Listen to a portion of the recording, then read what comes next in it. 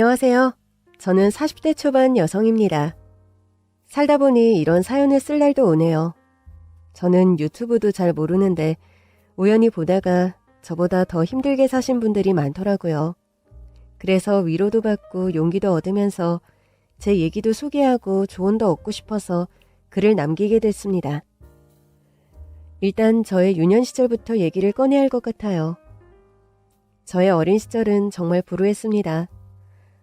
어릴 때는 아버지가 그래도 나름 동네에서 큰 1급 정비 공장을 했던 터라 피아노, 바이올린 등 하고 싶었던 건 다 하면서 살았던 것 같아요. 그런데 12살 되던 해인가 아버지가 보증을 잘못 써서 하던 정비 공장까지 넘어가고 가세가 급격히 기울었고 매일 술만 드시던 아버지는 술 먹고 집에 오던 길에 트럭에 치여 즉사했습니다. 이후 저는 학교 공부도 제대로 마치지 못하고 중학교 때부터 전단지 돌리기, 신문 배달, 재래시장 심부름 등 할 수 있는 일은 다 하면서 살았어요. 게다가 아버지가 돌아가신 후 어머니는 우울증까지 걸려 거의 실어증 상태여서 사회생활이 불가능했고 선천적 자폐를 앓던 남동생까지 돌봐야 해서 고등학교 진학도 하지 못했죠.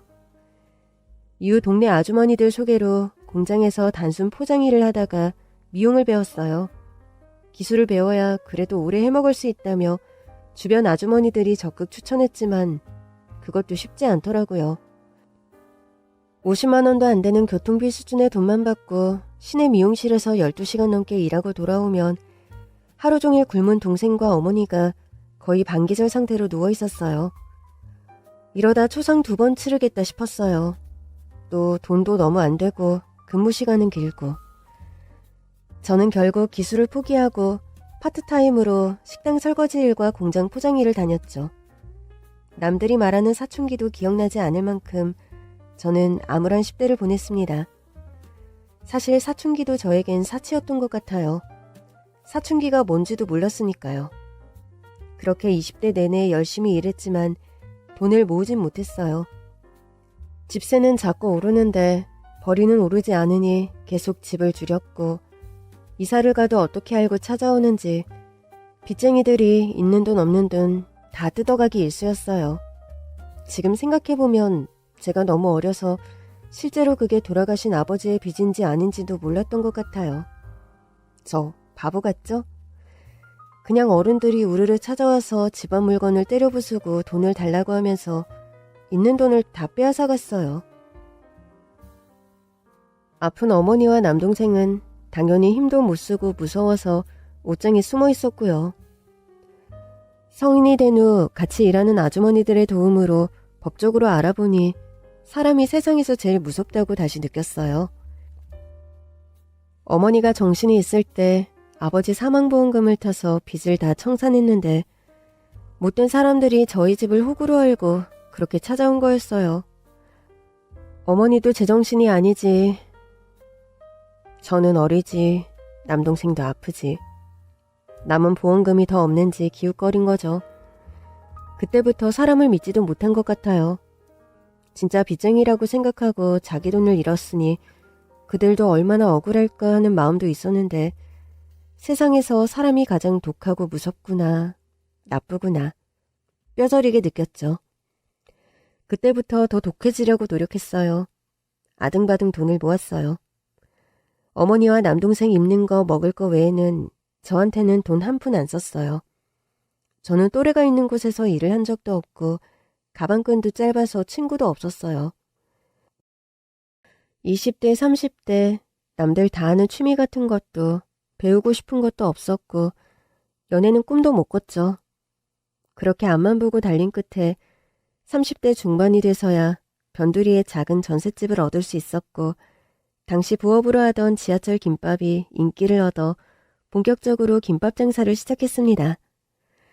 월세 50만 원의 작은 가게였지만 지하철 때부터 찾아주던 단골들의 입소문으로 장사도 꽤 잘 됐어요. 저에게 유일한 친구였던 가게 앞 재래시장 야채가게 아줌마, 김가게 아줌마도 많이 도와줬고 이렇게 제 인생도 조금씩 펴지르나 보다 하며 다시 열심히 달렸습니다. 그러다 30대 중반이 넘어가자 주변에서 결혼을 해야 되지 않냐며 여기저기 주선도 해줬어요. 하지만 아픈 엄마와 자폐아 동생이 있는 저를 딱히 좋아해주는 남자들도 없었죠. 좋은 사람 같아서 제가 먼저 마음을 열라고 치면 현실적인 문제를 들며 거리를 뒀고 엄마와 남동생과 인연을 끊었으면 좋겠다는 남자도 있었어요. 하지만 그게 말이나 되나요? 저만 바라보고 있는 아픈 가족의 손을 놓을 수는 없었죠. 이 밖에도 김밥 장사가 잘 되니까 제가 알부자인 줄 알고 접근하는 사기꾼들도 있었는데 다행히 제가 사기를 당하진 않았어요. 그런 일을 몇 번 겪으니 이게 내 팔자인가 보다 하고 혼자 살기로 마음먹고 살았습니다. 야채가게 아줌마, 김가게 아줌마와 퇴근 후 가끔씩 맥주도 먹고 밤에는 아기가 된 것 같은 엄마의 어깨도 주물러주며 살다 보니 세월이 훌쩍 가더라고요. 어느 날 거울을 보니 그 속에 누가 봐도 40대 아줌마가 있더군요. 남들이 말하는 청춘이라는 걸 한 번도 느껴보지 못한 채 쭈글쭈글 거칠어진 제 얼굴을 보면서 마음 한편이 헛헛했지만 그래도 더 악화되지 않고 버텨주는 엄마와 동생, 그리고 이사를 가도 제 김밥이 생각나서 찾아온다는 단골 손님들을 생각하며 지금처럼만 살게 해달라고 매일 기도하며 잠들었어요. 그리고 제 인생을 바꿔준, 제 인생에 가장 큰 영향력을 준 사람이 된 분이 있어요. 제가 지금도 하루하루 성실하게 살 수 있게 해주는 또 한 명의 원동력이 되어주는 친구죠. 바로 당시 저희 가게 건물 주변을 맴도는 노숙자 할머니예요. 2년 전부터 동네에 나타나셨는데 처음엔 행색이 멀쩡했어요. 머리가 헝클어진 거 외에 나이에 비해 피부도 곱고 인상도 포근한 할머니였는데 말을 잘 못하더라고요. 동네 사람들이 경찰에 데리고 갈라치면 뿌리치고 사라졌다가 며칠 만에 나타나기를 반복해서 처음엔 집이 있는 사람이구나 했죠. 그러고 몇 달 후인가 어느 날 저희 가게 앞에 앉아 계시더라고요. 가게 문을 열어야 해서 할머니에게 나와달라고 하니 소같이 큰 눈망울로 쳐다보시면서 배가 고프다고 하시길래 김밥 한 줄을 썰어드렸는데 그날 이후 매일 저를 찾아오셨어요. 그렇게 지내다 보니 할머니와 둘도 없는 친구가 됐죠. 마음에 상처가 있어 문을 닫아버린 저희 어머니를 닮은 것 같기도 하고 한 번도 본 적 없는 할머니 같다는 마음도 들어서 오실 때마다 제가 챙겨드릴 수 있는 건 다 챙겨드리고 싶었어요. 김밥 한 줄은 드시고 한 줄은 꼭 싸서 주머니에 넣어드리곤 했죠. 몇 달을 그렇게 지내면서 안 입는 옷도 드리고 목욕탕도 같이 가면서 등도 밀어드리고 했는데 남들은 친소녀인 줄 알더라고요. 닮았다면서. 하지만 또 주변에 말 많은 사람들은 제 형편이 좋은 것도 아닌데 노숙자랑 뭐하러 그렇게 붙어 다니냐면서 그러다 눌러앉으면 어쩌냐고 걱정하기도 했지만 방 한 칸 내줄 형편은 안 돼도 그 정도는 해줄 수 있다고 생각했고요. 또 언젠가부터는 할머니도 마음을 열었는지 제게 예쁘다, 몇 살이냐, 우리 며느리 삼으면 좋겠다는 둥 말이 늘기 시작했어요. 마치 마음의 문을 닫은 저희 어머니가 말을 튼 것처럼 기뻤죠.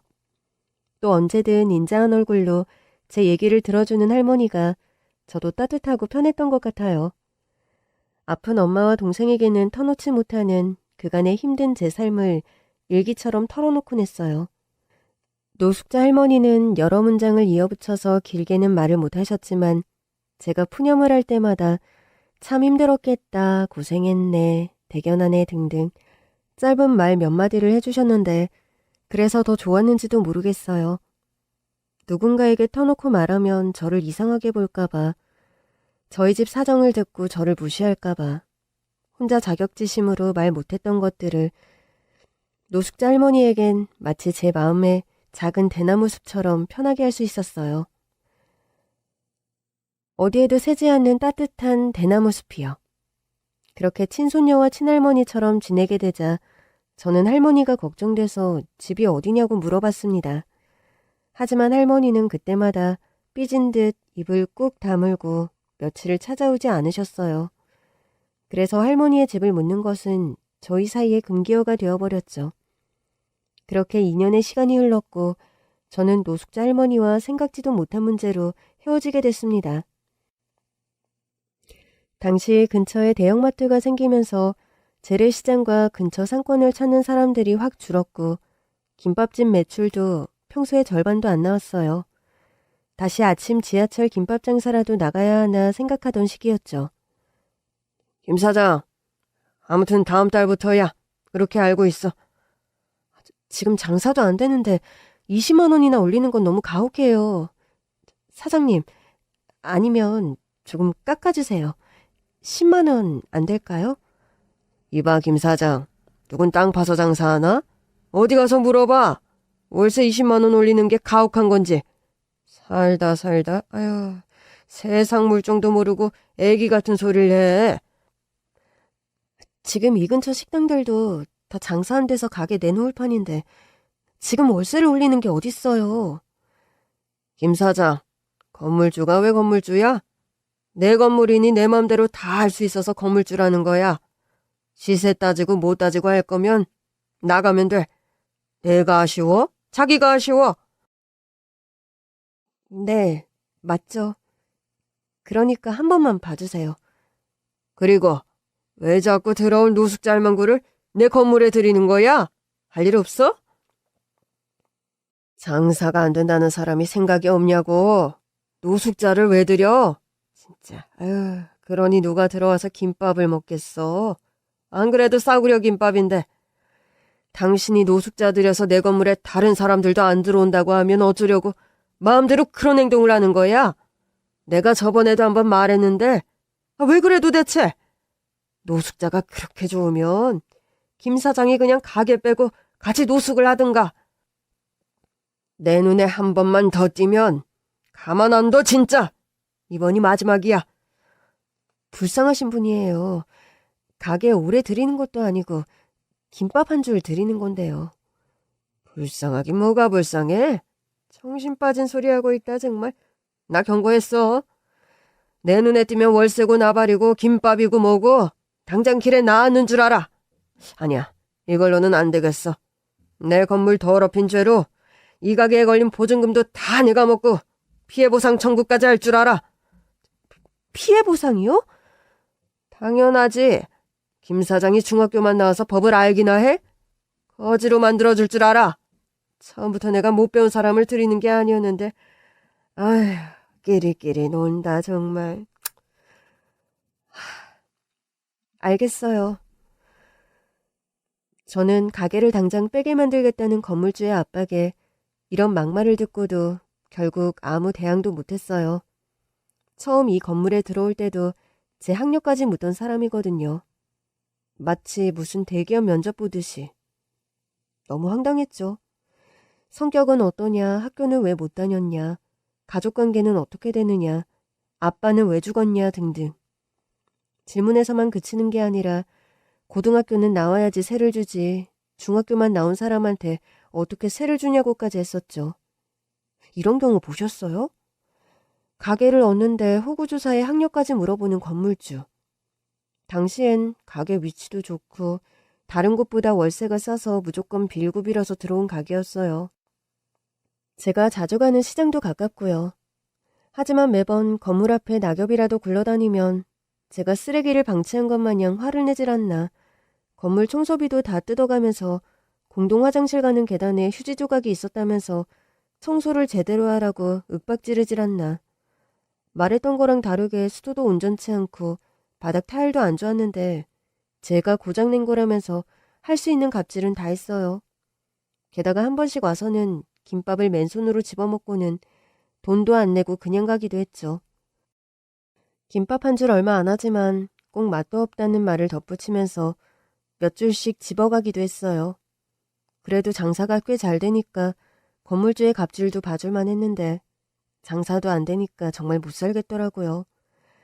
하여튼 건물주는 자기 건물에 노숙자 할머니가 얼씬도 못하게 하라면서 한 번만 더 보이면 가게를 당장 빼고 보증금도 돌려주지 않겠다고 윽박질렀습니다. 저는 어쩔 수 없이 어김없이 같은 시간에 저를 찾아온 노숙자 할머니를 돌려보낼 수밖에 없었습니다. 혹시나 건물 내 다른 사장들이 건물주에게 이를까봐 할머니와 길게 말도 못하고 이제 오지 마세요 라고 돌려보냈는데 가슴이 너무 아프더라고요. 그런데 다음 날도 그 다음 날도 할머니가 저희 가게 앞을 서성이시더라고요. 마음이 너무 아파서 김밥이 든 검은 봉지를 가게 앞에 내놓았어요. 장사 끝나고 내다보면 봉지는 가져가셨는지 없더라고요. 그렇게라도 끼니를 챙겨드려서 다행이라고 생각했지만 건물주가 다시 노숙자 할머니를 보면 나가라고 할까봐 한편으론 걱정이 되기도 했어요. 그런데 일주일을 그렇게 노숙자 할머니가 다녀간 흔적이 있었는데 어느 날부터 할머니가 김밥 봉지를 가져가지 않았어요. 어디 사고라도 당하신 게 아닌가 신경 쓰였지만 아픈 가족을 생각하면 내 코가 석자라 부디 잘 지내시기를 기도하는 것밖에 할 수 있는 게 없었어요. 제 사연을 들으시면서 이런 미친 건물주 밑에서 왜 있었냐고 답답해 하시는 분들도 계실 것 같아요. 하지만 건물주의 계속되는 횡포와 월세 압박에도 가게를 뺄 수 없었던 이유는 당장 다른 지역으로 갈 형편도 안 되고 이사에 드는 비용 등등 그게 더 일이라는 생각이 들었어요. 그 동네에서 자리 잡고 장사한 세월이 있으니 월세 20만 원 올려주는 게 더 낫겠다 싶었고요. 또 다른 곳 가도 다 대형마트의 브랜드 김밥인데 어딜 가나 장사 안 되는 것도 비슷할 거라는 불안감도 있었고요.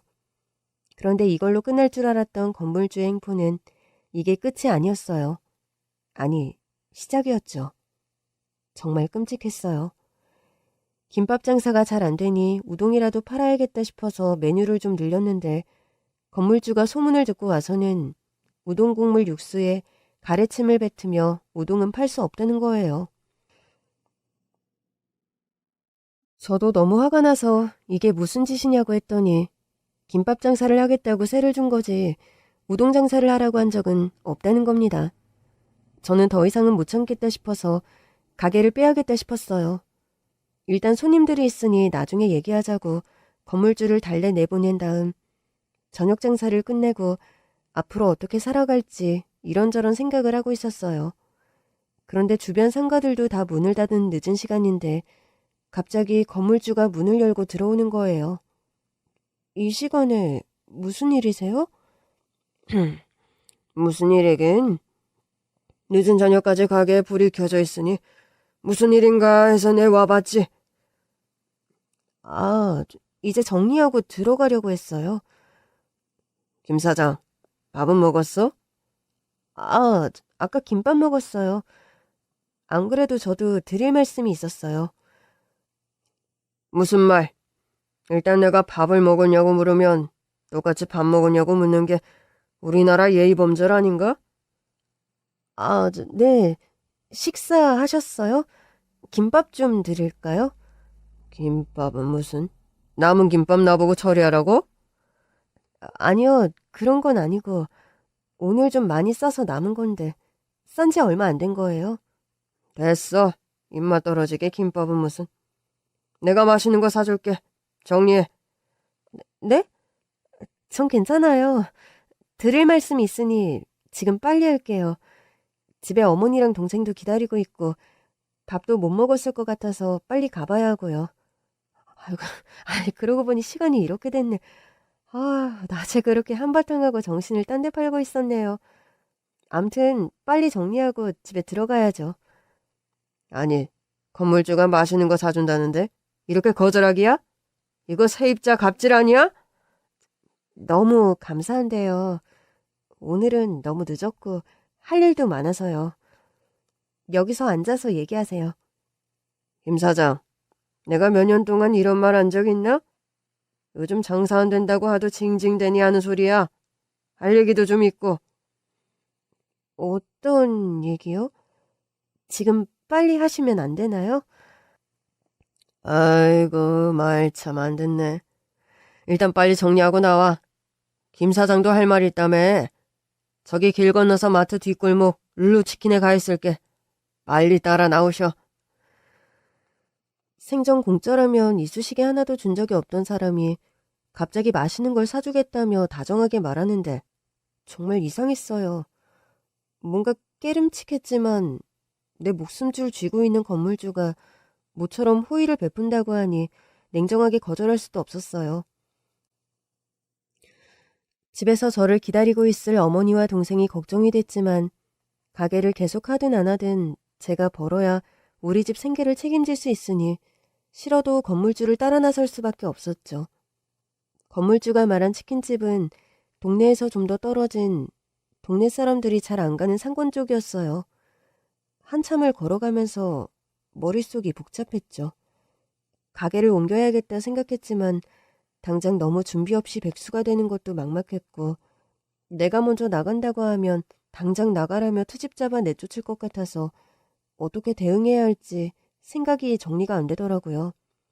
생전 안 그러던 사람이 저렇게 잘해주며 분위기 잡는 것도 이상하고 아무래도 안 엮이고 나가는 쪽으로 정리해야겠다는 생각을 하면서 이왕 이렇게 된 거 지금까지 쌓인 거 다 쏟아내야겠다 다짐했죠.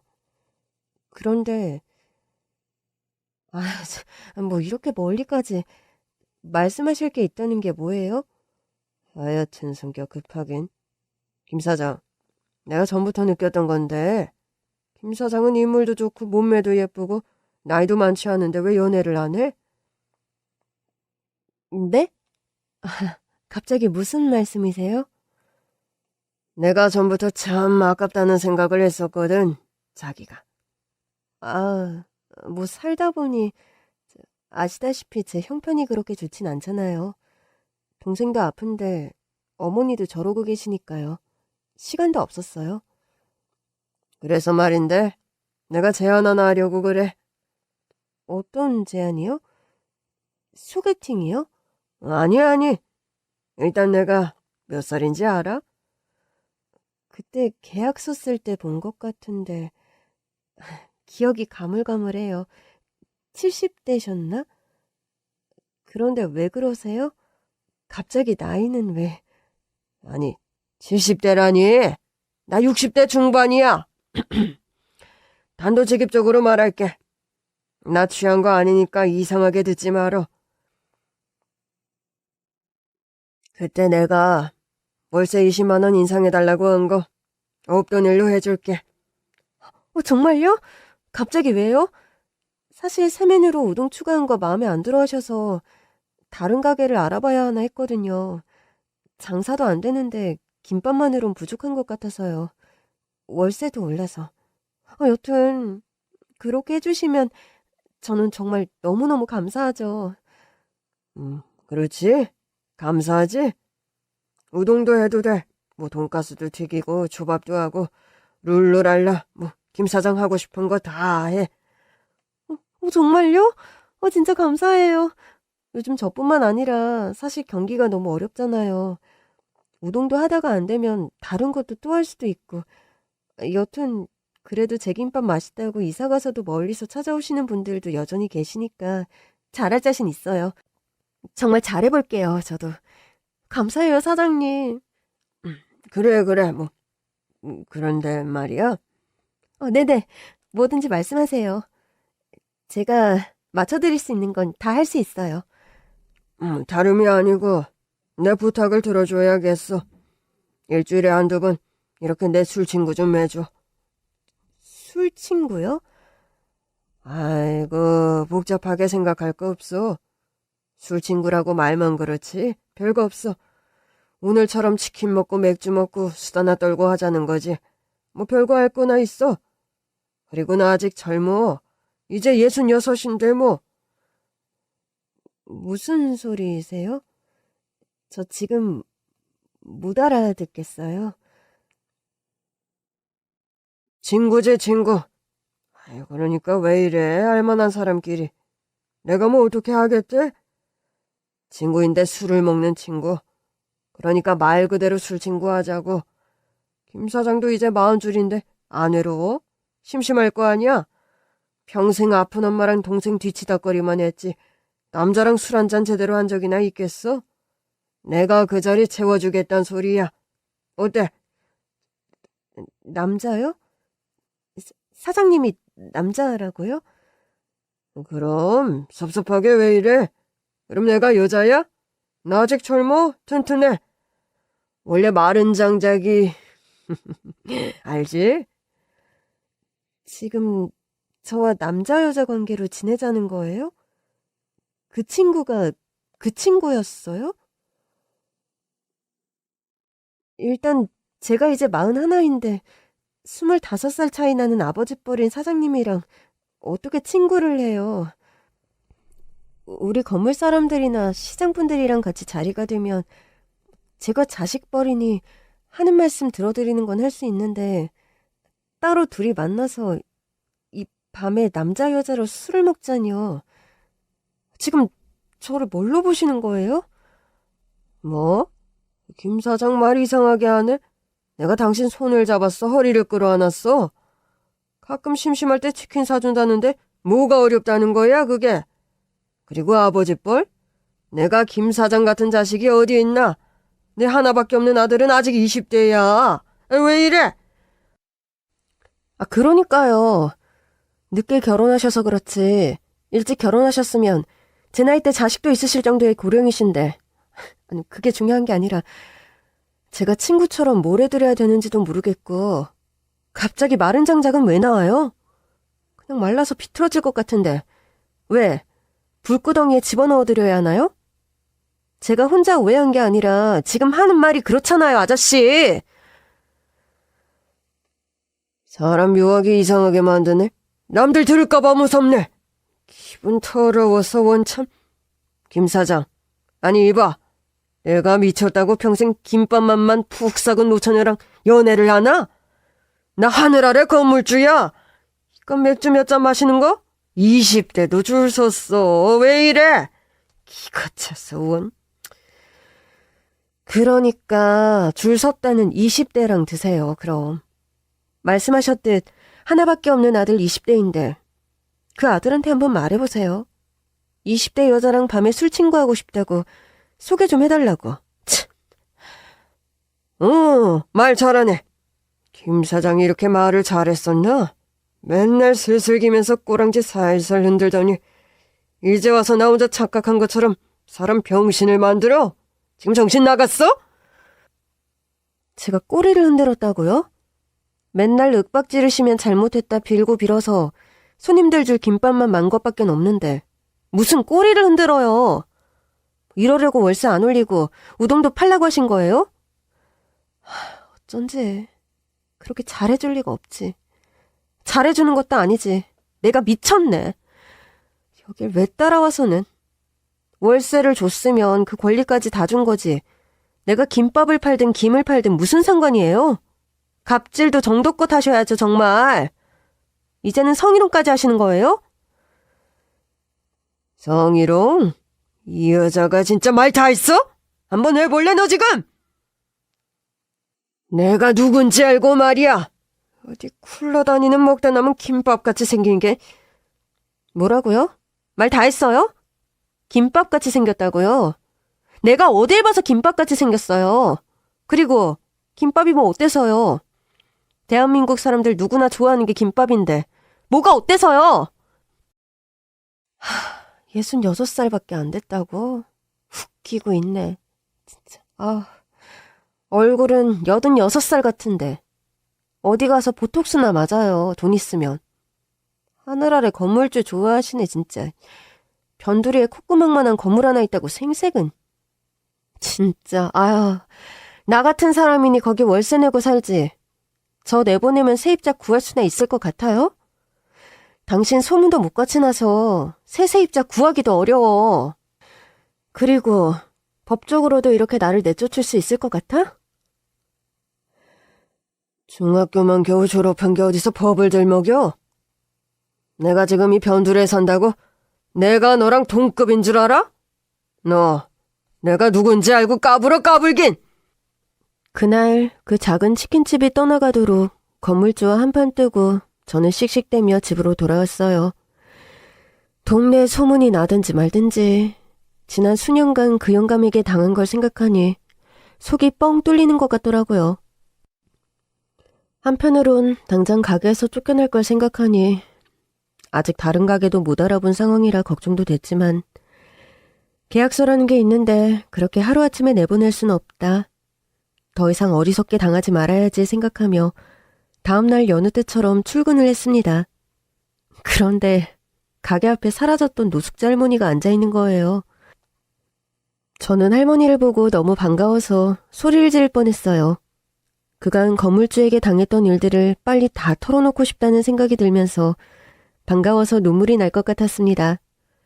이제 건물주와도 영원히 이별할 테니 노숙자 할머니와도 전처럼 지낼 수 있겠다는 생각도 들었고요. 할머니, 그동안 어디 계셨어요? 제가 얼마나 걱정했는지 몰라요. 잘 지내셨어요? 일단 어서 들어오세요. 처자, 그동안 잘 있었지? 얼굴이 많이 야위었어. 할머니, 이제 말을 길게 하시네요. 그리고 얼굴도 많이 좋아지신 것 같고. 그러고 보니 옷도 예쁘게 입으셨네? 제가 더 물어보면 또 사라지시는 건 아니시죠? 그리고 그땐 정말 죄송했어요.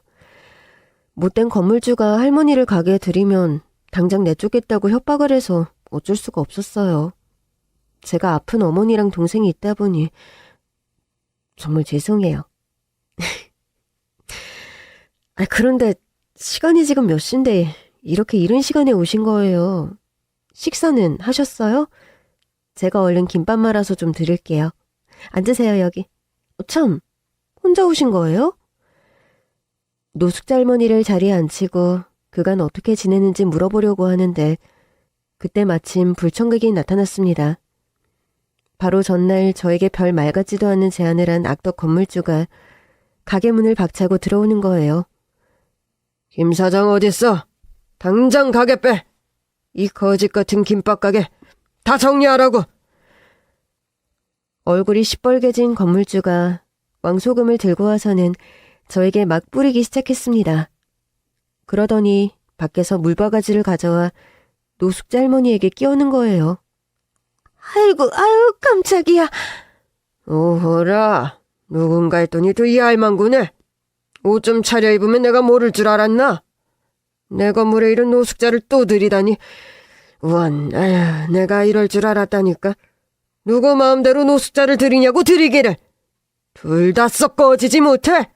더러워 죽겠네. 아유, 끼리끼리 논다 진짜. 아유, 냄새 나니까 썩 꺼져.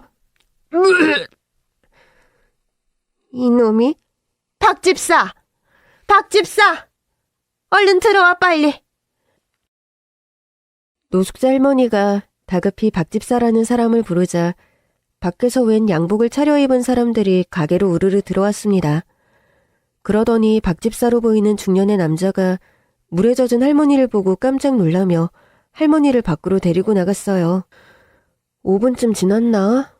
할머니는 한눈에 봐도 고급스러워 보이는 황금빛 담요로 몸을 감싼 채 건장한 남자들에게 둘러싸여서 다시 들어왔습니다. 회장님, 이러다 건강해지실까 걱정입니다. 일단 제가 다 알아서 해결할 테니 자택에서 좀 쉬시는 게 어떠실지. 황 박사 불러놓을까요? 난 괜찮네. 나보다 더 놀란 건 여기 처자일 것 같은데. 자초지종을 설명해 드려야지, 이 양반아. 맞네요. 죄송합니다, 사장님. 인사가 늦었습니다. 저는 이분의 집사 박형식이고요. 어떤 사연인지 제가 천천히 설명드리겠습니다. 사실 여기 계신 이분은 상푸른그룹 회장님이신 장조연 회장님이십니다. 네? 회장님께서 몇 년 전 하나밖에 없는 아드님을 교통사고로 잃으신 후 정신을 잃으시고 기억상실증까지 걸리셔서 집을 나가신 겁니다. 그러다 길을 헤매고 집에 다시 돌아오지 못하시고 밖을 떠돌게 되셨던 거고요. 최근 과거와 현재의 기억을 모두 찾으시고 가장 먼저 떠올리신 게 이 김밥집이셨어요. 침대에서 눈을 뜨자마자 당장 김밥집 사장님께 가시겠다는 걸 주치의가 만류해서 좀 시간이 걸렸습니다. 아무래도 노숙을 오래 하셔서 건강이 많이 악화된 상황이었습니다만 그래도 여기 사장님께서 꾸준히 김밥을 챙겨주셔서 그런지 예상보다 영양 상태가 나쁘지 않다고 하셨고요. 정말 감사합니다. 덕분이에요. 상푸름 그룹 회장님이시라고요? 노숙자 할머니가요? 죄송합니다. 할머니라고 부르던 게 익숙해서 그만. 처자, 괜찮아. 노숙자 할머니면 어떻고 회장님이면 어떤가? 노숙자만 빼면 할머니라고 불리는 게 난 더 편하고 좋은데? 할머니한테 그런 힘든 사연이 계신지는 정말 몰랐어요. 그래서 제가 가족이나 집에 대해 자세히 물으려고 하면 다시 몇 날 며칠을 말을 안 하셨던 거군요. 그래서 더 묻질 못했던 건데 제가 좀만 더 물어보고 찾아봤으면 더 빨리 가족을 찾아드릴 수 있었을 텐데 너무 죄송해요. 먹고 살기 바빠서 그만. 무슨 소리야. 나 처자 덕에 살았어. 굶어 죽어도 벌써 굶어 죽었을 텐데 아직 노숙하던 시절 기억이 모두 떠오르진 않지만 처자랑 얘기 나누고 김밥 먹던 기억은 생생해. 정말 너무너무 고맙고 하늘나라 먼저 간 내 아들이 나 죽지 말고 살라고 처자를 내게 보내줬나 봐. 정신 돌아오고 가장 먼저 생각나는 게 김밥집 처자더라고. 처자가 싼 김밥도 먹고 싶고 처자도 보고 싶고.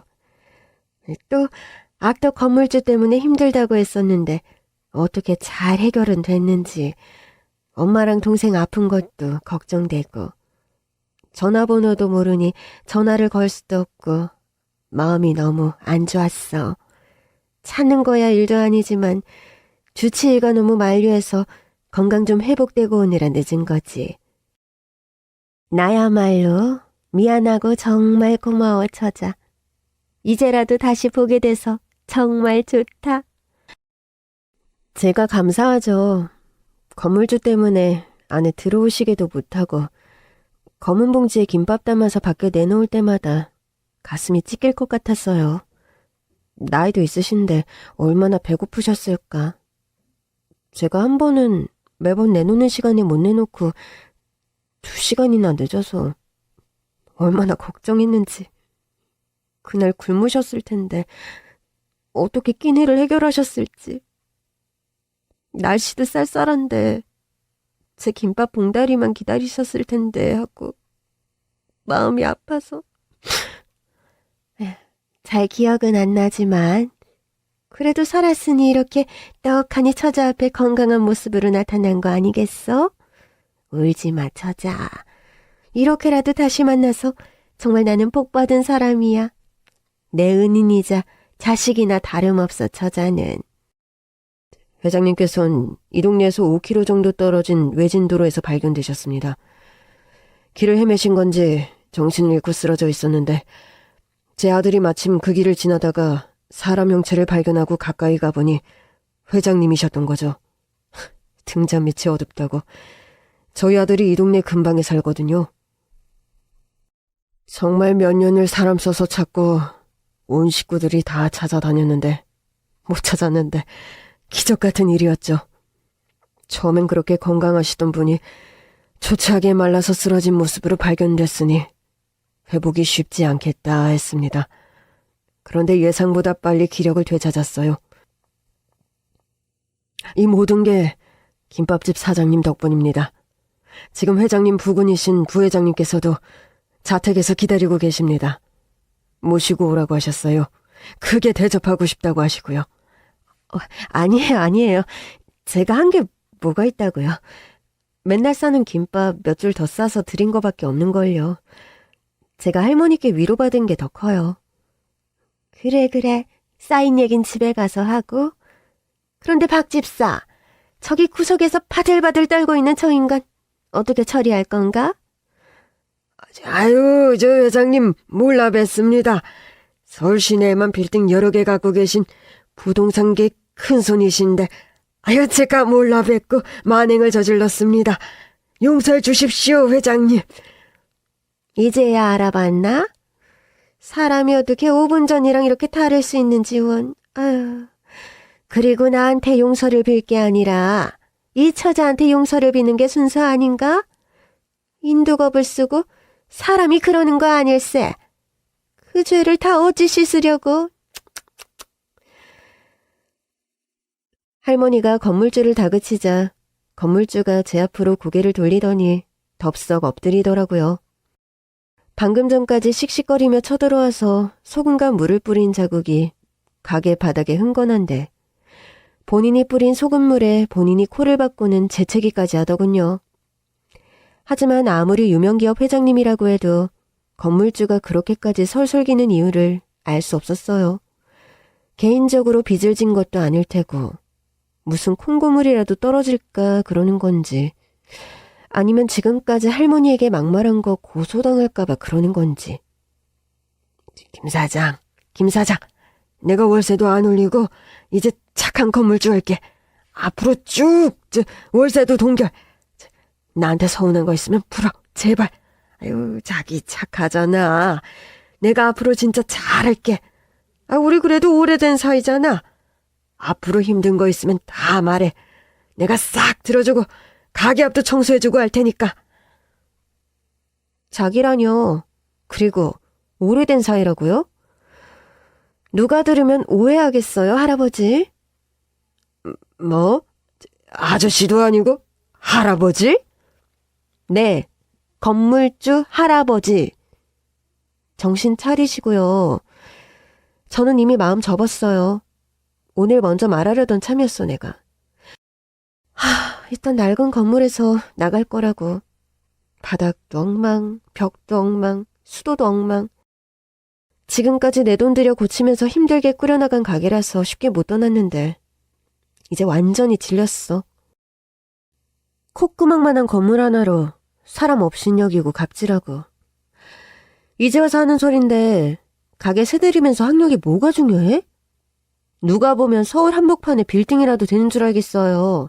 아니, 어디서도 세입자 면접은 안 봐. 당신이 뭔데 나를 평가질해? 쭈글쭈글해갖고 다 늙어서는 20살이나 어린 나한테 찝쩍대질않나. 아무리 내가 연애를 안 해봤어도 당신이랑 술친구를 왜 해? 싸구려 치킨 반마리 사주면서 술친구 하자고? 에라이 미친 영감탱이야. 내가 동네방네 다 소문낼 거야 아주.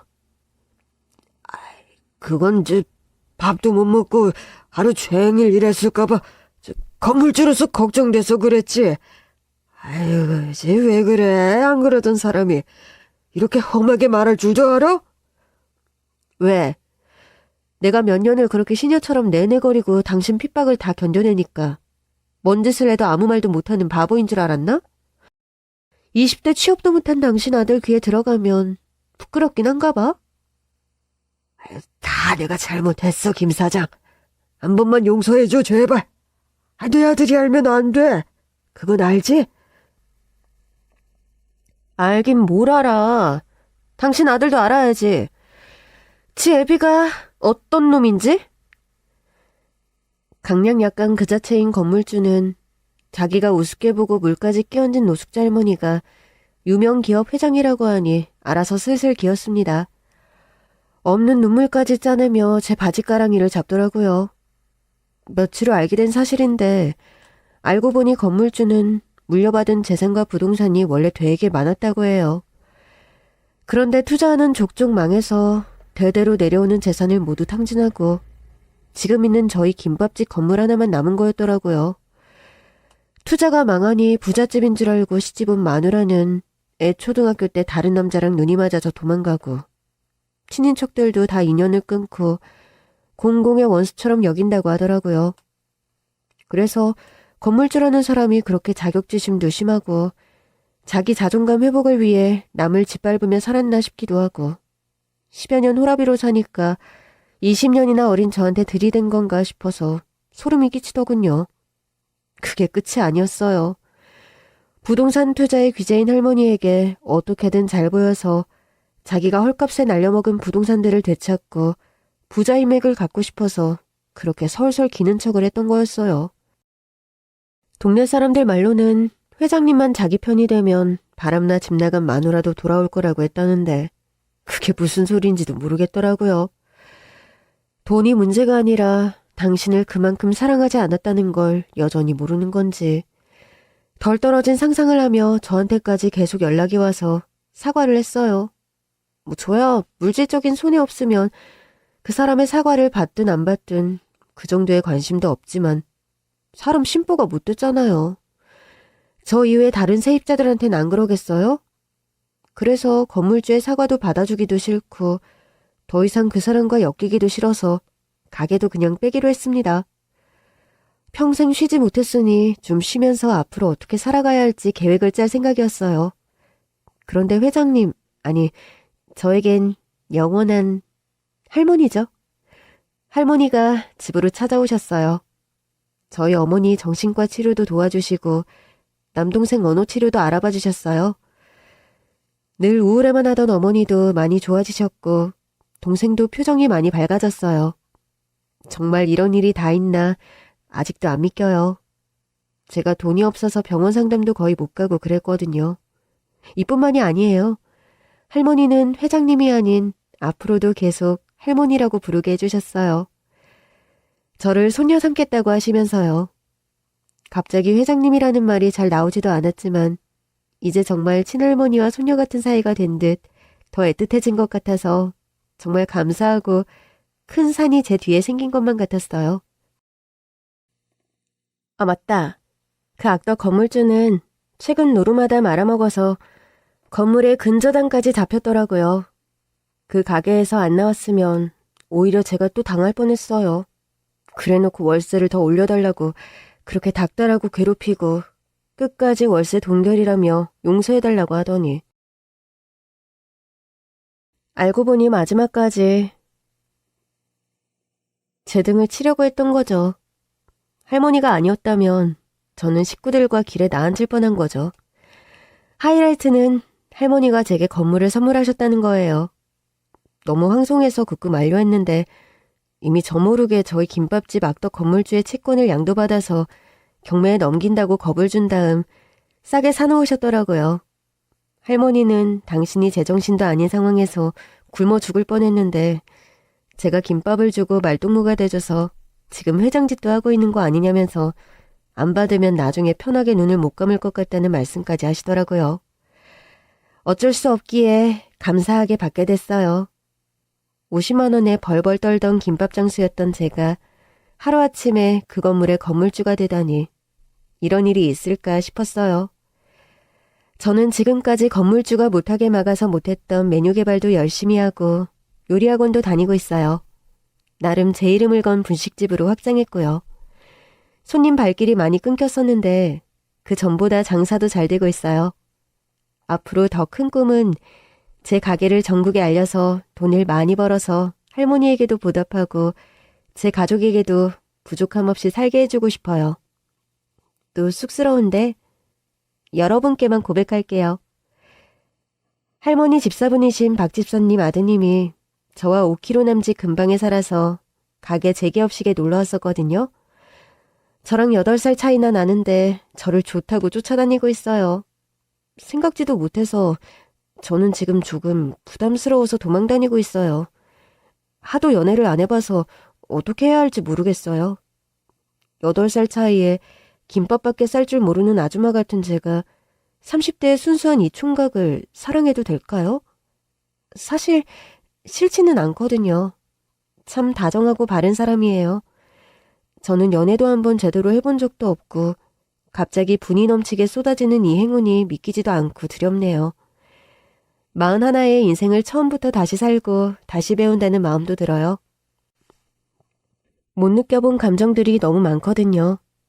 이런 저도 괜찮을까요? 차근차근 다른 사람들이 느끼는 감정들을 뒤늦게라도 익히고 느낀다면 저도 일반 사람들처럼 살 수 있을까요? 너무 늦은 건 아니겠죠? 갑자기 연애 얘기로 빠져서 죄송하네요. 그분과는 어떻게 될지는 모르겠지만 인연이 된다면 잘 될 수도 있겠죠? 지금까지 좀 이상하고 긴 제 이야기 끝까지 들어주셔서 정말 감사합니다. 여기서 그만 써야 될 것 같아요. 또 좋은 소식 전할게요. 다시 인사드릴게요. 감사합니다.